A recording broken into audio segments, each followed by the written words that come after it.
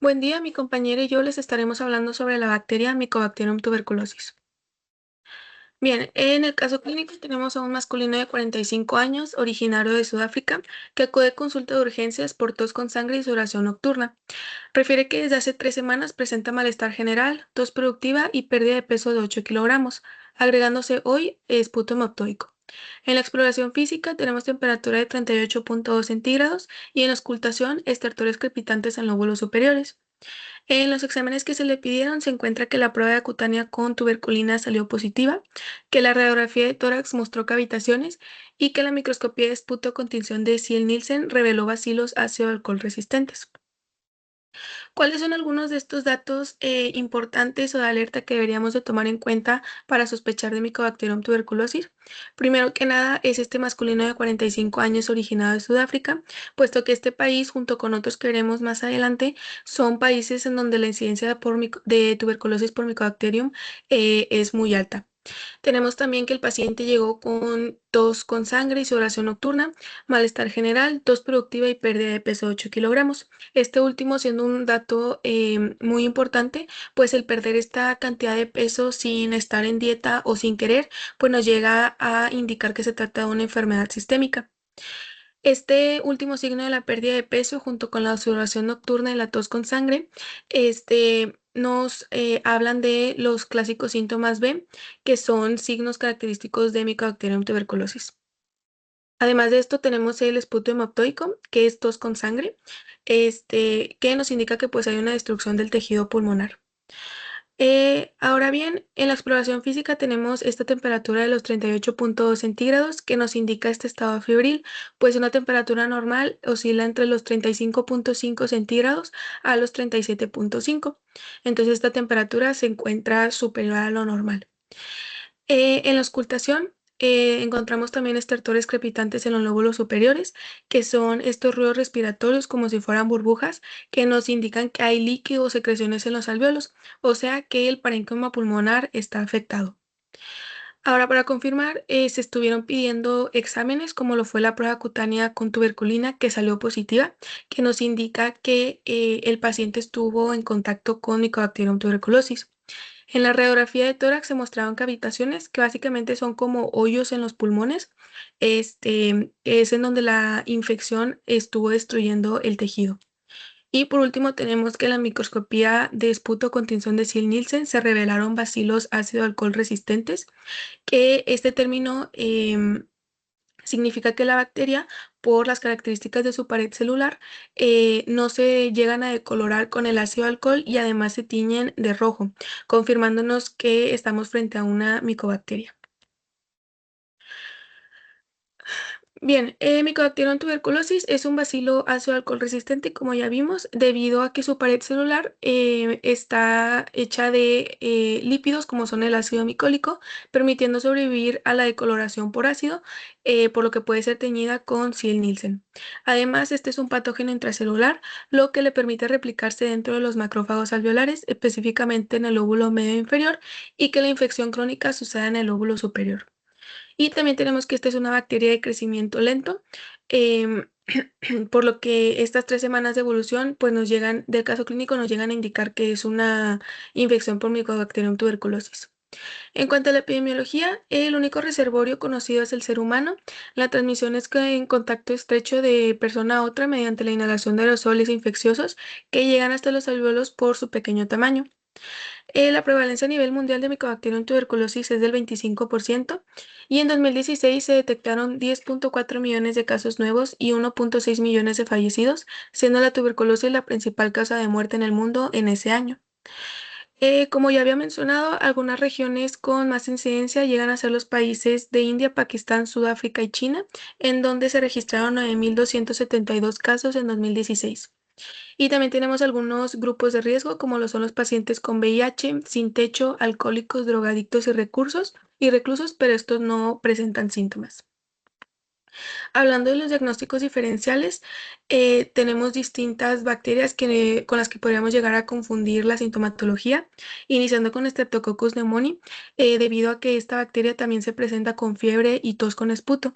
Sin embargo, la evolución de la enfermedad de Streptococcus pneumoniae es aguda y esta es más frecuente en los lóbulos inferiores, al contrario de Mycobacterium tuberculosis, que en donde la enfermedad es crónica y es más frecuente en el lóbulo superior.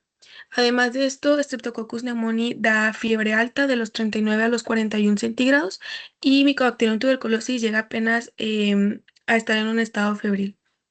Luego tenemos a Mycobacterium avium, que este se puede sospechar porque también es un bacilo ácido alcohol resistente y pues causa síntomas como pérdida de peso, tos y fiebre, como lo llegamos a ver en el caso clínico. Sin embargo, esta se presenta en los lóbulos medios inferiores y su transmisión es por alimentos contaminados, al contrario de Mycobacterium tuberculosis, que es por inhalación de aerosoles. Además, Mycobacterium avium da síntomas en pacientes con VIH y como vimos en Mycobacterium tuberculosis, estos pacientes con VIH no llegan a presentar síntomas. Y por último tenemos Mycoplasma pneumoniae, esto porque el paciente pues presenta tos y fiebre, que también son datos característicos de esta bacteria. Sin embargo, Mycoplasma pneumoniae no tiene pared celular, por lo que no puede ser un bacilo ácido alcohol resistente. Y pues la tos suele ser seca, al contrario de Mycobacterium tuberculosis, que la tos es con sangre.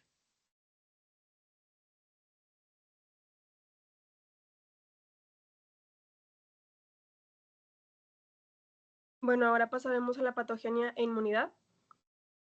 Primero, cuando la bacteria entra por las vías respiratorias, llega hasta los alvéolos pulmonares. Ahí los primeros en responder son los macrófagos alveolares, que intentan fagocitarla. El problema es que esta bacteria tiene mecanismos para sobrevivir dentro del macrófago. Uno de los más importantes es que evita que el fagosoma, se una al lisosoma inhibiendo una proteína llamada EEA1, que significa eh, el inhibir el autoantígeno endosómico temprano 1. Con esto, el macrófago no puede destruirla y la bacteria incluso utiliza este espacio para nutrirse. Después, el macrófago infectado empieza a secretar interleucina 12 y factor de necrosis tumoral alfa. Estas señales atraen linfocitos T y cuando estos linfocitos T llegan, se diferencian a TH1 y empiezan a producir interferón gamma. El interferón gamma es clave porque activa a los macrófagos para que produzcan óxido nítrico y otros mecanismos de destrucción. Gracias a esto, por fin se puede formar el fagolisosoma y tratar de eliminar al Mycobacterium tuberculosis. Con la llegada de todas estas células, el cuerpo forma un granuloma. El granuloma está compuesto por el bacilo, células epitelioides, células gigantes de Langhans y macrófagos y linfocitos T. Su función principal es encapsular la infección para evitar que la bacteria siga avanzando y diseminándose.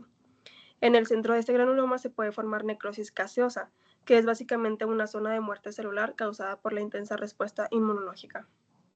Luego pasamos a los síntomas clásicos de la tuberculosis, que tienen una explicación inmunológica muy clara. La fiebre aparece por la liberación de citocinas proinflamatorias como el factor de necrosis tumoral alfa, que eleva el punto de ajuste de la temperatura. La pérdida de peso se debe al efecto catabólico del factor de necrosis tumoral alfa, que aumenta el gasto de proteínas y grasas y causa caquexia. La sudoración nocturna ocurre porque el cuerpo intenta disminuir la temperatura después de la fiebre. La tos crónica y el esputo se producen por la destrucción del tejido pulmonar y la formación de cavitaciones que irritan las vías respiratorias. Y la hemoptisis puede presentarse cuando esas cavitaciones erosionan vasos sanguíneos. Pasemos al diagnóstico, que tenemos varias herramientas. Una de ellas es la prueba cutánea de tuberculina, como ya lo mencionábamos en el caso clínico. Sirve para saber si una persona estuvo expuesta a la bacteria. Se interpreta a las 48-72 horas. Es importante recordar que una prueba de tuberculina positiva no es necesariamente significativa de enfermedad activa. Pruebas de liberación de interferón gamma miden si los linfocitos liberan interferón gamma cuando se exponen a antígenos de tuberculosis y son útiles sobre todo en personas que tienen la vacuna BCG. Después pasamos a la microscopía, que en el laboratorio es el método más rápido para identificarla, que es con la tinción de Ciel-Nielsen, que detecta bacilos ácido alcohol resistentes. Esto es característico de la tuberculosis porque su pared celular rica en lípidos evita que pierda la tinción. También tenemos el cultivo, que se hace a partir de esputo. Primero se descontamina la muestra con hidróxido de sodio y los medios más usados son Lowenstein-Jensen o Middlebrook, aunque son cultivos lentos porque la bacteria tarda semanas en crecer.